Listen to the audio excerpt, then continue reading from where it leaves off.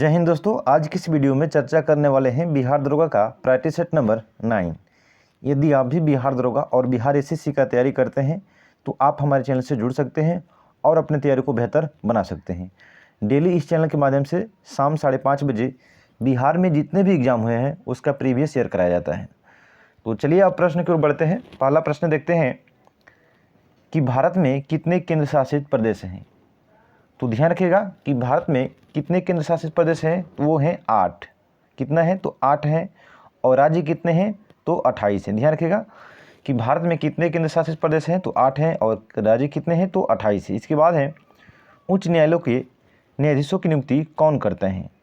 तो ध्यान रखिएगा कि उच्च न्यायालय में न्यायाधीशों की नियुक्ति कौन करते हैं तो राष्ट्रपति करते हैं। इसका राइट आंसर होगा ऑप्शन बी। इसके बाद है भारत के संविधान में किस पद का उल्लेख नहीं है। तो ध्यान रखिएगा कि वो कौन सा ऐसा पद है जिसका संविधान में उल्लेख नहीं है, वो होगा उप प्रधानमंत्री। इसका राइट आंसर होगा ऑप्शन ए। ध्यान रखिएगा कि भारत के प्रथम उप प्रधानमंत्री किसे बनाया गया था तो सरदार वल्लभ भाई पटेल को बनाया गया था। ठीक है। इसके बाद है संयुक्त राष्ट्र संघ की स्थापना किस वर्ष की गई है। तो इसका जो राइट आंसर होगा वो होगा ऑप्शन सी 1945 ईस्वी में। 24 अक्टूबर 1945 ईस्वी में हुआ था इसकी स्थापना। इसका मुख्यालय कहाँ पे है तो न्यूयॉर्क में है। ठीक है, ध्यान रखिएगा न्यूयॉर्क में। इसके बाद है संयुक्त राष्ट्र सुरक्षा परिषद की सदस्य संख्या कितनी है। तो ध्यान रखिएगा कि संयुक्त राष्ट्र संघ की ये अंग है सुरक्षा परिषद। तो टोटल इसमें कितने सदस्य होते हैं, वो होते हैं 15। ध्यान रखिएगा कि 5 अस्थायी होते हैं और 10 अस्थायी होते हैं। तो ध्यान रखिएगा कि सुरक्षा परिषद में कुल कितने देश हैं सदस्य हैं तो वो हैं 15। इसके बाद है अंतर्राष्ट्रीय न्यायालय कहाँ स्थित है। तो जो अंतर्राष्ट्रीय न्यायालय है उसका जो मुख्यालय है वो कहाँ स्थित है तो द हेग में है, नीदरलैंड के द हेग में है। तो ध्यान रखिएगा कि जो संयुक्त राष्ट्र संघ है उसका 6 अंग है, तो उसमें से एक का जो हेड क्वार्टर है वो कहाँ पे है द हेग में है। बाकी जितने 5 बच गए उसका मुख्यालय कहाँ पे है तो न्यूयॉर्क में है। ध्यान रखिएगा कि अंतर्राष्ट्रीय न्यायालय का मुख्यालय कहाँ पर स्थित है तो द हेग में। इसके बाद है नागार्जुन सागर बांध कहाँ स्थित है। तो जो नागार्जुन सागर बांध है वो कहाँ पर स्थित है, इसका राइट आंसर होगा ऑप्शन बी। राइट आंसर क्या हो जाएगा ऑप्शन बी हो जाएगा। किस नदी पे है तो कृष्णा नदी पर है। ध्यान रखिएगा जो दक्षिण भारत की सबसे दूसरी बड़ी नदी है। इसके बाद है अजंता की गुफाएं कहाँ हैं। तो जो अजंता की गुफा है वो कहाँ पे है महाराष्ट्र में है। एलोरा की भी गुफा कहाँ पे है तो महाराष्ट्र में है। एलिफेंटा की गुफा भी कहाँ पे है तो महाराष्ट्र में। इसके बाद है मालगुडी डेज के लेखक कौन है। तो ध्यान रखिएगा कि मालगुडी डेज के लेखक कौन है तो वो है आर.के. नारायण। इसका राइट आंसर होगा ऑप्शन सी। मालगुडी डेज के लेखक कौन है तो आर.के. नारायण है। इसके चलिए देखते हैं 10 नंबर क्वेश्चन। देखिए ये 2003 का है तो आपको इस समय का वर्तमान का याद रखना है। तो ध्यान रखिएगा कि 2023 में विश्व कप क्रिकेट कहाँ खेला जाएगा तो भारत में। ध्यान रखिएगा कि 2023 का वर्ल्ड कप क्रिकेट कहाँ खेला जाएगा तो भारत में खेला जाएगा। इसके बाद है 2027 में कहाँ खेला जाएगा तो दक्षिण अफ्रीका, जिम्बाब्वे और नामीबिया में। ध्यान रखिएगा कि 2023 में वर्ल्ड कप क्रिकेट कहाँ होगा तो भारत में होगा। 2027 में कहाँ होगा तो दक्षिण अफ्रीका, जिम्बाब्वे और नामीबिया में खेला जाएगा। ठीक है। इसके बाद चलिए देखते हैं सबसे गहरा यूं भूबंधित बंदरगाह कौन सा है।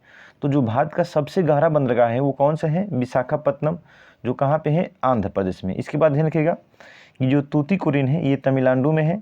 हल्दिया जो है पश्चिम बंगाल में बंदरगाह है। कांडला जो बंदरगाह है ये गुजरात में है। चलिए नेक्स्ट क्वेश्चन देखते हैं। वैशाली प्रसिद्ध हैं क्योंकि। ध्यान रखिएगा कि जो वैशाली है वो किस लिए प्रसिद्ध है, इसलिए प्रसिद्ध है। इसका राइट आंसर होगा ऑप्शन सी, यह महावीर का जन्म स्थान है। तो ध्यान रखिएगा कि वैशाली के कुंडग्राम में महावीर स्वामी का जन्म हुआ था कब तो 540 ईसा पूर्व में। और इनका मृत्यु कब हुआ था, वो हुआ था पावापुरी में 468 ईसा पूर्व में। तो ध्यान रखिएगा क्यों प्रसिद्ध है तो महावीर के जन्म के कारण। इसके बाद है बक्सर की लड़ाई किस वर्ष हुई थी। तो ध्यान रखिएगा कि जो बक्सर की लड़ाई हुआ था वो कब हुआ था तो 1761 ईस्वी में हुआ था। इसका राइट आंसर होगा ऑप्शन ए। इसके बाद ध्यान रखिएगा इसका राइट आंसर होगा ऑप्शन बी।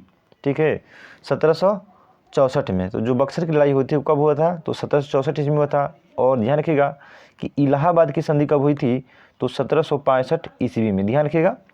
और ये जो देख रहे हैं 1761, पानीपत की तृतीय युद्ध कब हुई थी, तो 1761 ईस्वी में। इसके बाद क्वेश्चन है आपका बिहार एक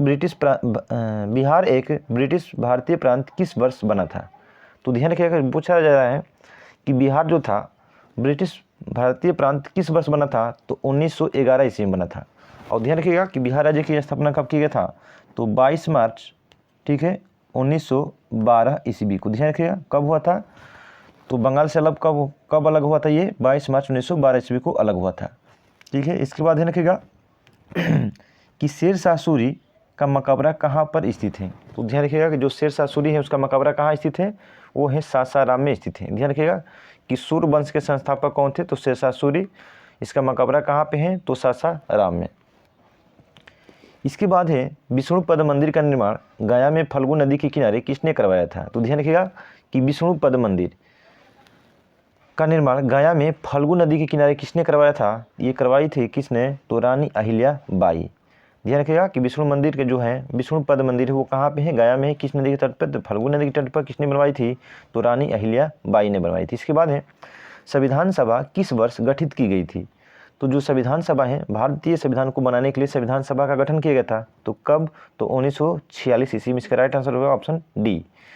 इसके बाद है संविधान की मसौदा समिति के प्रमुख कौन थे, यानी हेड कौन थे। तो मसौदा मीन्स यानी प्रारूप समिति, तो प्रारूप समिति के प्रमुख कौन थे, तो वो थे डॉक्टर भीमराव अंबेडकर। ध्यान रखिएगा कब, तो 29 अगस्त 1947 में। ध्यान रखिएगा कि प्रारूप समिति का गठन किया गया था कब, या मसौदा समिति की, तो 29 अगस्त 1947 को किया गया था। अब ध्यान रखिएगा कि भारतीय संविधान का प्रारूप किसने तैयार किया था, तो BN राव ने किया था। ध्यान रखिएगा BN राव, भारतीय संविधान का मसौदा प्रारूप किसने तैयार किया था, तो BN राव ने किया था। और ध्यान रखिएगा कि वही जो प्रारूप था उसे जांच करने के लिए संविधान सभा द्वारा मसौदा समिति या प्रारूप समिति का गठन कब किया गया था, तो 29 अगस्त 1947 को। किसकी अध्यक्षता में, तो डॉक्टर भीमराव अंबेडकर की अध्यक्षता में। इसके बाद है निम्नलिखित में से कौन सा मौलिक अधिकार अब नहीं है। तो इसका जो राइट आंसर होगा वो होगा ऑप्शन संपत्ति का अधिकार। ध्यान रखिएगा संपत्ति का अधिकार, इसे 300 के क में रख दिया गया है, ठीक है। यह एक कानूनी अधिकार हो गया है। तो ध्यान रखिएगा वर्तमान में जो है मौलिक अधिकार कितने हैं, तो 6 हैं, और शुरुआती दौर में कितना था, तो 7। इसके बाद है भारत की लोकतांत्रिक व्यवस्था आधारित है। तो जो भारत का लोकतांत्रिक व्यवस्था है वो किस पे आधारित है, तो ब्रिटिश व्यवस्था पर आधारित है। ध्यान रखिएगा कि संसदीय प्रणाली कहाँ से लिया गए हैं, तो ब्रिटेन के संविधान से लिया गए हैं। इसके बाद है अक्टूबर 1940 में व्यक्तिगत सत्याग्रह सर्वप्रथम किसने आरंभ किया। तो ध्यान रखिएगा कि जो व्यक्तिगत सत्याग्रह हुआ था वो कब हुआ था, 1940 ईस्वी में। किसके द्वारा शुरुआत किया गया था, तो महात्मा गांधी के द्वारा। और इसके प्रथम सत्याग्रही कौन थे, तो आचार्य विनोबा भावे। दूसरे कौन थे, तो पंडित जवाहरलाल नेहरू। और तीसरे कौन थे, ब्रह्मदत्त। ध्यान रखिएगा कि व्यक्तिगत सत्याग्रह की शुरुआत कब हुई थी, 1940 ईस्वी में। इसके प्रथम सत्याग्रही कौन थे, तो आचार्य विनोबा भावे। दूसरे कौन थे, तो पंडित जवाहरलाल नेहरू थे। और तीसरे कौन थे, ब्रह्मदत्त। इसके बाद है लक्षद्वीप टापू कहाँ स्थित है। तो जो लक्षद्वीप है ये कहाँ पे स्थित है, तो अरब सागर में स्थित है। ध्यान रखिएगा इसमें कुल द्वीपों की संख्या कितनी है, तो 36 है। और लक्षद्वीप की राजधानी कहाँ पे है, तो कावारती है, कावारती। ध्यान रखिएगा कावारती। इसके बाद है भारत के साथ किस देश का सीमा नहीं है। तो ध्यान रखिएगा कि भारत जो है किस देश के साथ सीमा नहीं बनाता है, तो इसका राइट आंसर होगा ऑप्शन डी, मंगोलिया। भूटान के साथ, भारत के साथ, नेपाल, म्यांमार के साथ, नेपाल के साथ, पाकिस्तान के साथ और अफगानिस्तान के साथ। ध्यान रखिएगा। इसके बाद है बांग्लादेश के साथ भी बनाता है, चीन के भी साथ बनाता है, ठीक है। टोटल 7 देश हैं पड़ोसी। इसके बाद है भारत का अंतिम दक्षिण छोर कहाँ स्थित है। तो ध्यान रखिएगा कि जो भारत का सबसे दक्षिणतम बिंदु है वो कौन सा है, तो वो है पिगमेलियन पॉइंट या इंदिरा पॉइंट, ठीक है, जो बृहत निकोबार में स्थित है। तो इसका जो राइट आंसर होगा ऑप्शन ए होगा, निकोबार द्वीप में। ध्यान रखिएगा कि भारत का सबसे अंतिम दक्षिणी छोर कौन सा है, तो पिगमेलियन पॉइंट या इंदिरा पॉइंट, जो बृहत निकोबार में स्थित है। इसका राइट आंसर होगा ऑप्शन ए। इसके बाद है बांग्लादेश के साथ किस राज्य की सीमा नहीं लगती है। तो ध्यान रखिएगा कि बांग्लादेश के साथ किस राज्य की सीमा नहीं लगती है। तो चलिए देखते हैं। मिजोरम का लगता है, और त्रिपुरा का लगता है, मेघालय का लगता है, लेकिन मणिपुर का सीमा नहीं लगता है, ध्यान रखिएगा। और पश्चिम बंगाल हो गया, बंगाल के भी साथ लगता है, 5 राज्यों के साथ सीमा लगता है, तो ध्यान रखिएगा। ऐसे याद रखेंगे इसको, मित्र आ बगल में, ठीक है। तो मिस से मिजोरम, तिर से त्रिपुरा, आ से असम, बगल से बंगाल में, मी से हो जाएगा मेघालय। तो 5 राज्यों के साथ बांग्लादेश का सीमा लगा हुआ है। इसके बाद है चीन के साथ किस राज्य की सीमा नहीं जुड़ा है, तो इसका जो राइट आंसर होगा वो होगा ऑप्शन डी, उड़ीसा, ठीक है। इसके बाद है बिहार में निम्नलिखित में से कौन सी अनुसूचित जनजाति नहीं पाई जाती हैं, तो देखिए मुंडा पाई जाती है, संथाल पाई जाती है, गोंड भी पाई जाती है, ठीक है। ये उस समय का करंट है, तो ध्यान रखिएगा इसका जो राइट आंसर हो जाएगा ऑप्शन सी। ये कहाँ पाई जाती है, तो ये बांग्लादेश की है, ठीक, ध्यान रखिएगा, शरणार्थी से संबंधित है।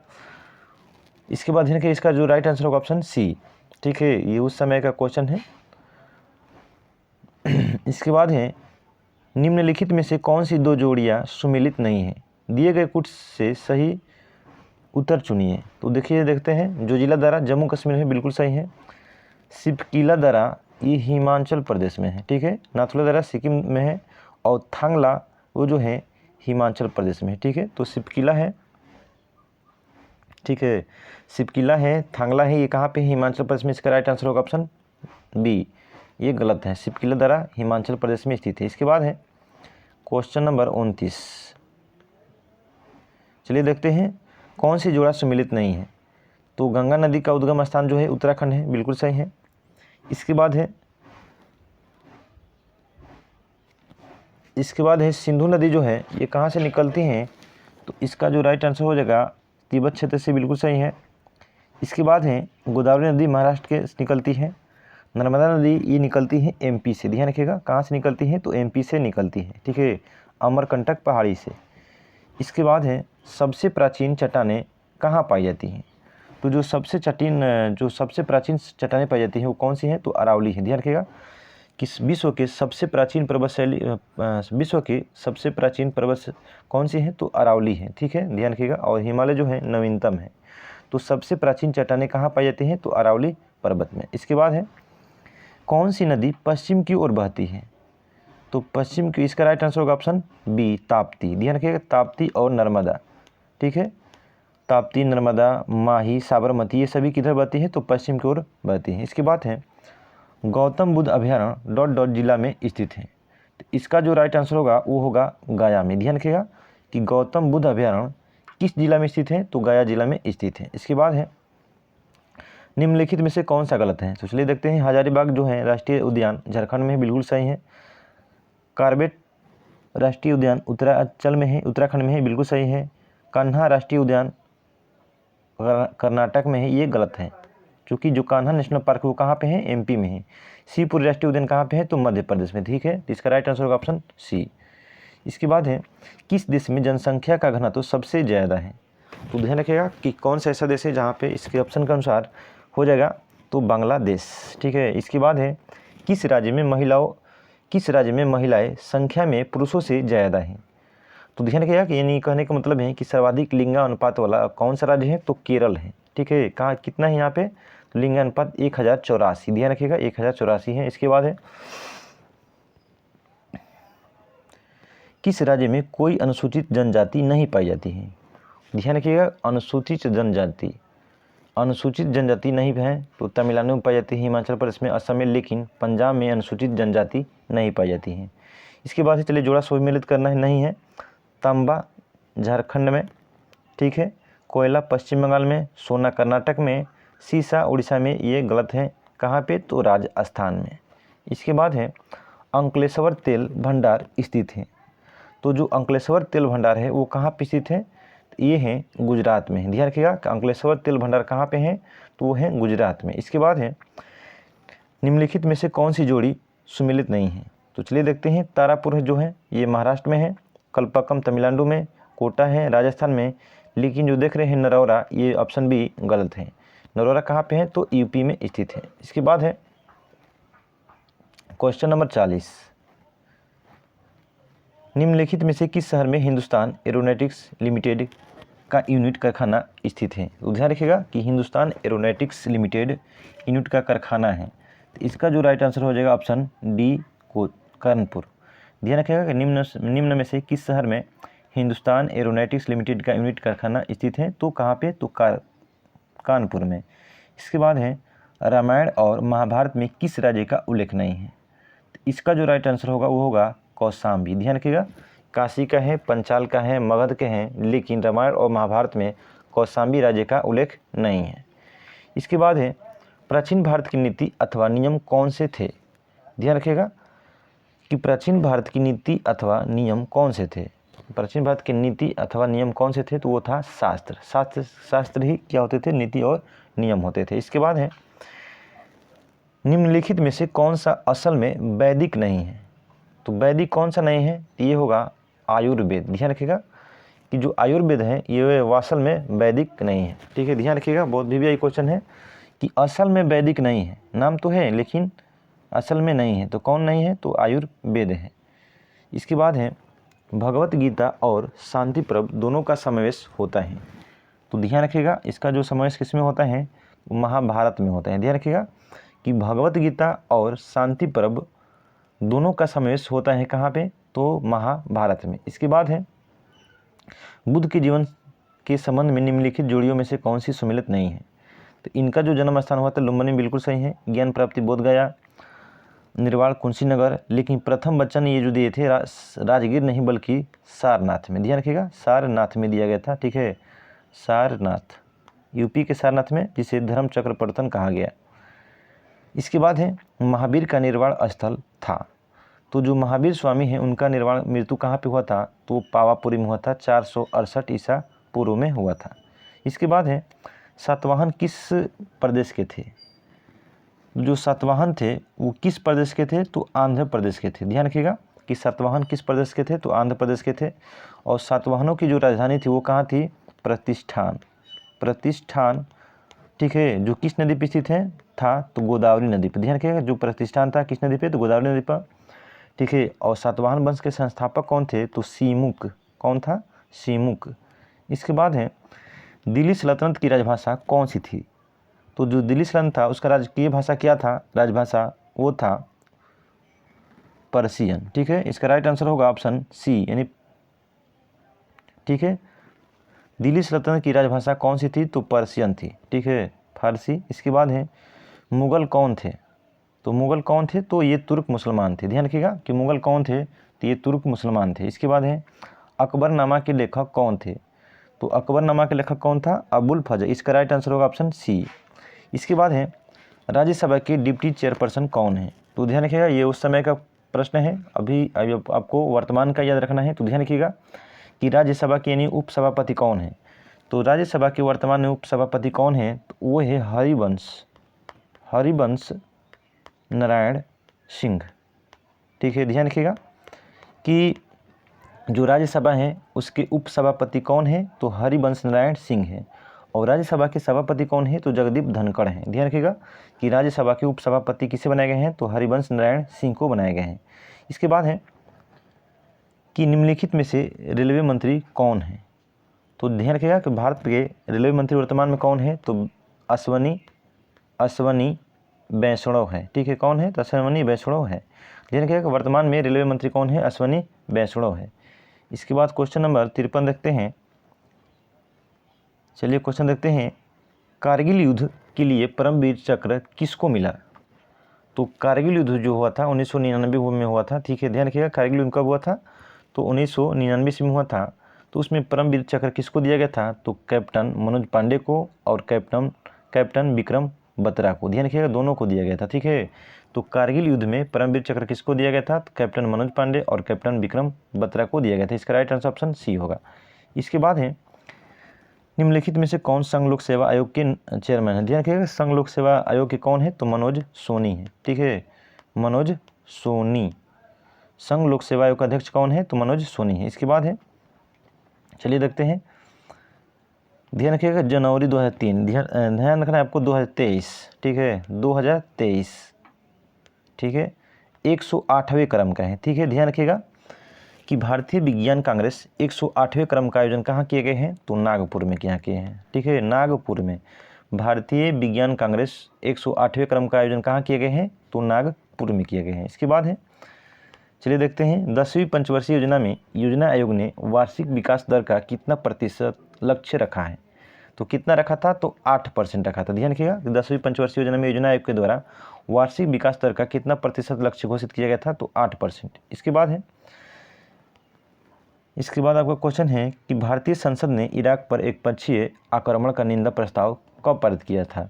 तो वो किए थे 8 अप्रैल 2003 के द्वारा, 8 अप्रैल 2003 में किया गया था भारतीय संसद के द्वारा इराक पर एकपक्षीय आक्रमण का निंदा प्रस्ताव। इसके बाद है 61 जो क्वेश्चन है, निम्नलिखित में से कौन शुगर के परीक्षण में प्रयोग होते हैं। ध्यान रखिएगा, बहुत VVI क्वेश्चन है कि शुगर के परीक्षण के लिए किसका प्रयोग करते हैं, वो करते हैं बेनेडिक्ट का घोल।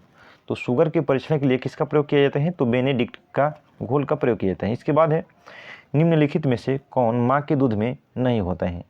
तो ध्यान रखिएगा कि माँ के दूध में कौन सा नहीं पाया जाता है विटामिन, तो विटामिन C नहीं पाया जाता है। तो चलिए दोस्तों, वीडियो अब समाप्त होता है। अगर हमारा वीडियो पसंद आए तो लाइक और सब्सक्राइब करना नहीं भूलिएगा, और साथ साथ में कमेंट करके बताइएगा कि वीडियो कैसा लगा। ठीक है, देखने के लिए थैंक्स फॉर वॉचिंग।